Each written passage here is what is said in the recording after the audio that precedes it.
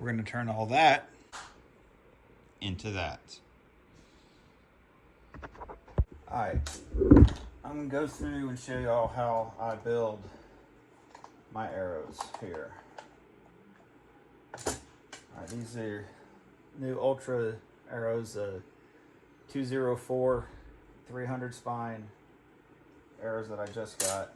I'm going to be building these for Oklahoma Attack this year, and I'm just going to go through and kind of show y'all how I do them.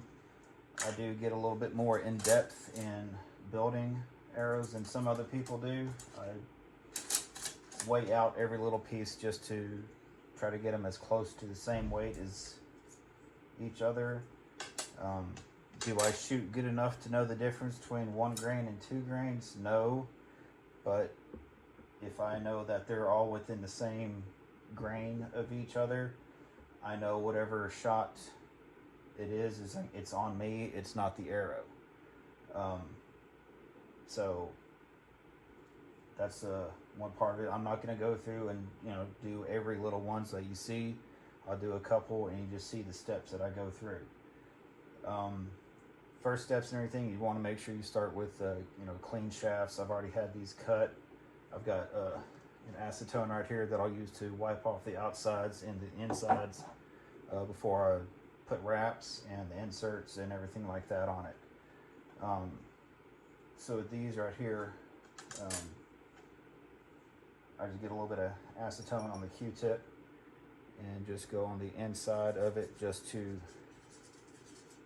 clean it out, and you can see the carbon on it. And just get it nice and clean. So you'll make sure that your inserts, and if you're using knot bushings or anything, that is clean, and they'll be good to go, so you don't have any issues about inserts or anything not gluing in or coming out once you hit targets or anything like that.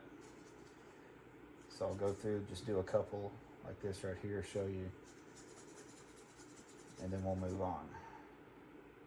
Alright, now that I got the inside of the arrows and the outside here, I'll be putting on the wraps, and these I just made off of Cricket vinyl. It's basically the same stuff that the high dollar wraps are made of, but I can make these for a lot cheaper than what you can buy them for. Some people get real particular about how the wraps line up on the arrows and everything, but these Ultra arrows being no spine on it, not too worried about it. So there's different ways people do them to get them on. Some just lay it down like this right here and just ease up to it and just roll it in. I don't like doing those. Not that I don't like doing it, it's just these kind of don't stick that well doing it that way. So I just basically just get it started, and then I can just roll it on my leg. And they're good just like that. And before I fletch them, I'll take a little bit of the acetone and wipe them down, and it just takes a little bit of the shine off and makes it good to for the fletchings to stick. I got all the wraps done, and I actually go through and number all of them, so I can keep track of which arrow's which. And after I weighed everything out, the heaviest to lightest was only 1 grain difference, so it averages out to be less than half a grain difference between the heaviest and lightest. Next step I have is putting in my inserts and nocks.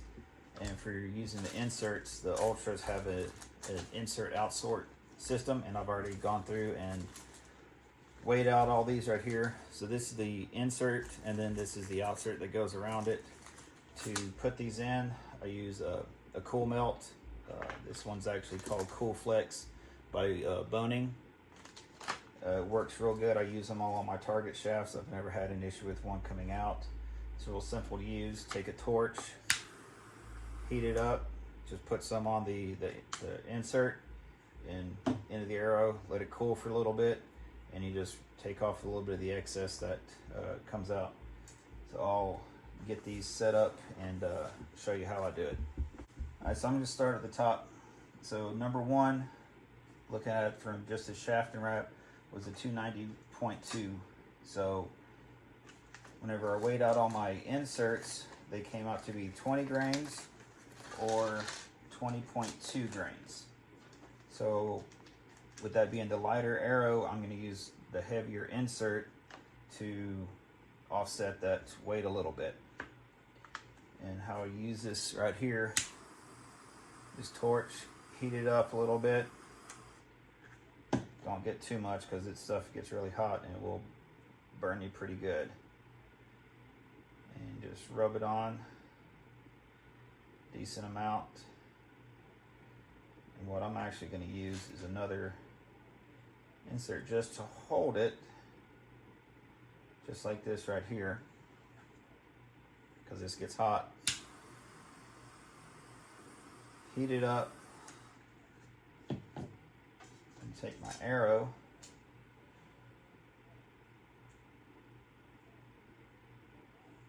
and just end like that. Give it a second, it cools, take it off, and I just let it sit and dry. And then move to the next one. So my next one is number two. It's a 291.2, so it's a heavier one, so I'm going to use the lighter insert on it. Same thing, torch. Heat it up. Get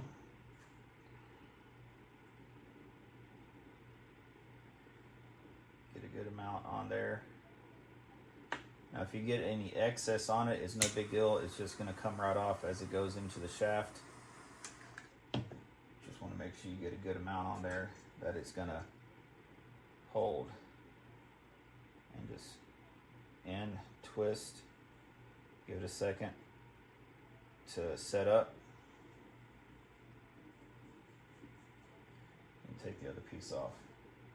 I only use this just because there's not a lot to grab right here, so when I'm torching it, so I don't burn my fingers any more than I need to. So I'll go ahead and knock the rest of these out, and I'll be back in just a minute. So once you get all the inserts glued in, you'll have a little bit of residue like this right here on the end of it. You can just use your thumb, pop it right up, comes right off, and you can just heat these back up and stick it back on here, and you can still use it, but it makes it nice, clean,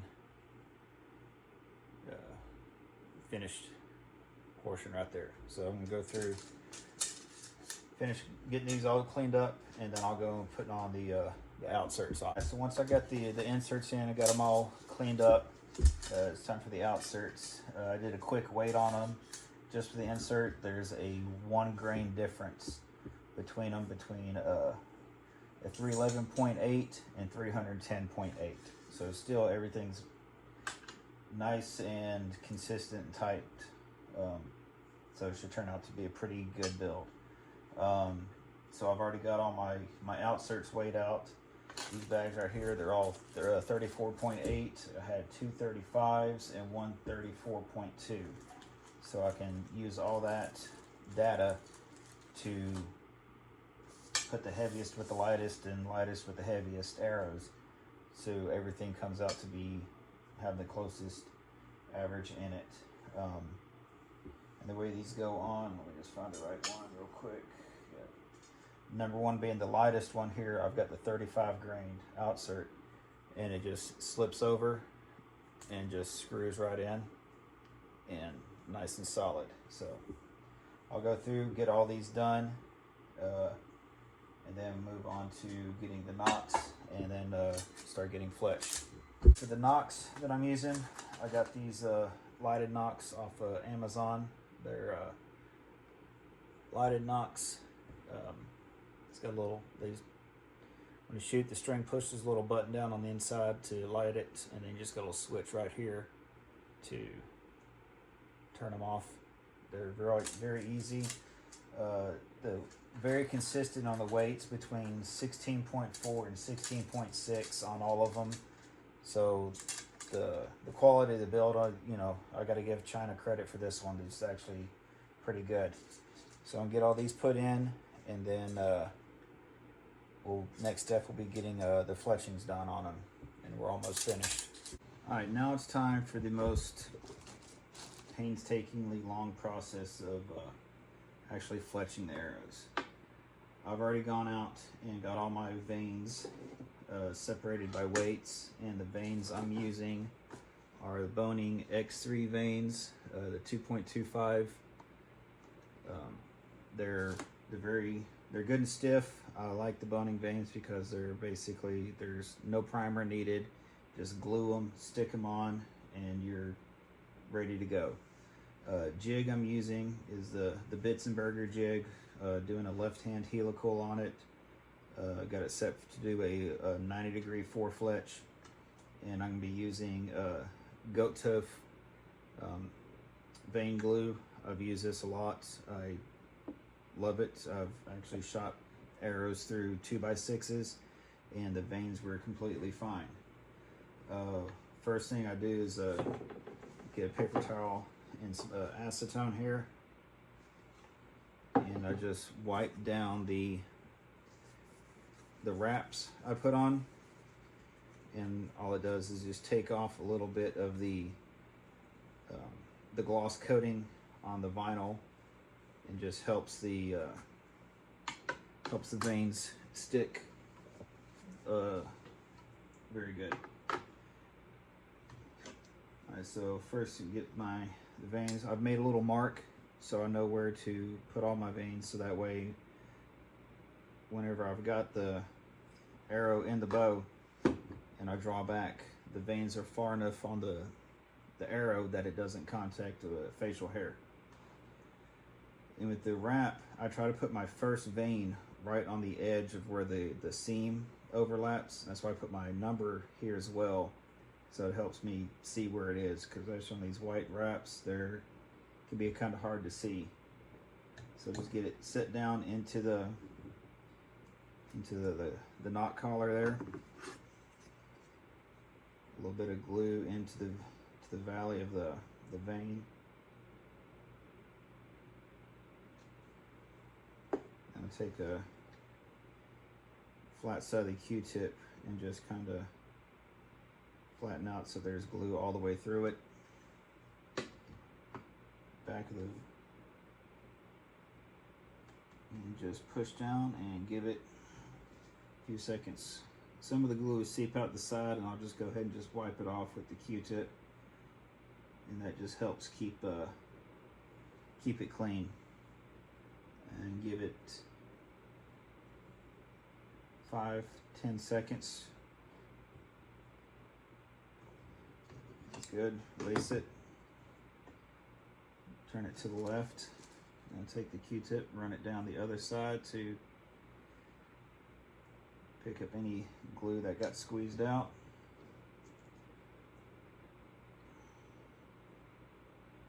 Grab the next vein and repeat the process 47 times, because doing 12 arrows, 4 veins, that's Georgia math tells you that's 48.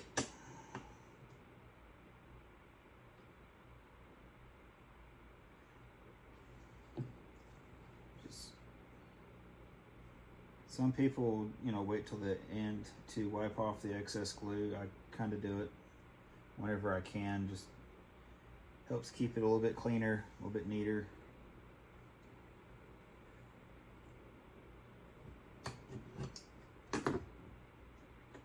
As long as you always spin it with the bits here, spinning it to the left, it keeps your veins from hitting the magnet right there and possibly knocking them loose if the glue hasn't completely set up yet. So that's what I like about this goat tough here. It's good to go within 10-15 seconds.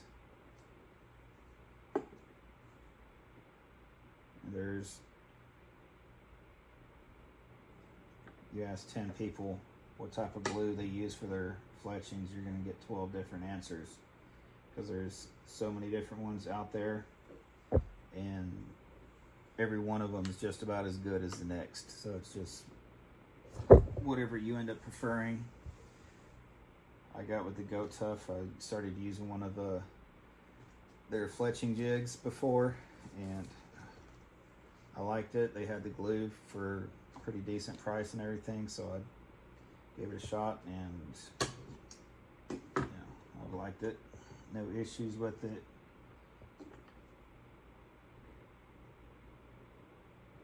Just clean it up.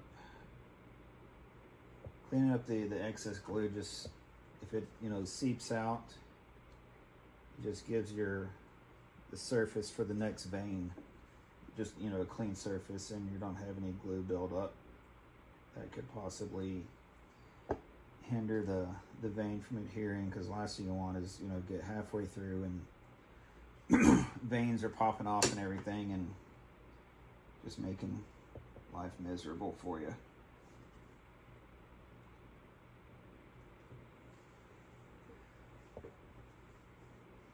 So once it's all dried and cured, what some people do is called tipping and tailing. They'll put a little bit of just a dot of glue on the tip and the tail ends of the veins, just to kind of make sure that they're good to go. I've done it before on some. I've not done it on others. I've never really seen an issue one way or the other with these boning veins. Once they're on, they're on. They don't have any issues with it. So I'm not gonna bore you watching me do this 11 more times, so I'll get these all done, and I'll be back with you in just a little bit. Alright, got them all finished. Took probably 2 hours start to finish. That's normally not how long it takes to do ours, but I was kind of distracted watching some videos while I was doing it. But they all came out to be a difference of 0.6 grains between the dozen. The heaviest at 489.6, the lightest at 489.0, for an average of 489.3. So I'm really looking forward to see how these fly tomorrow, this week. Gonna be shooting my ARX 1 Turbo with these, and then get it all sighted in and get ready for tack. So stay tuned, and we'll see how they go.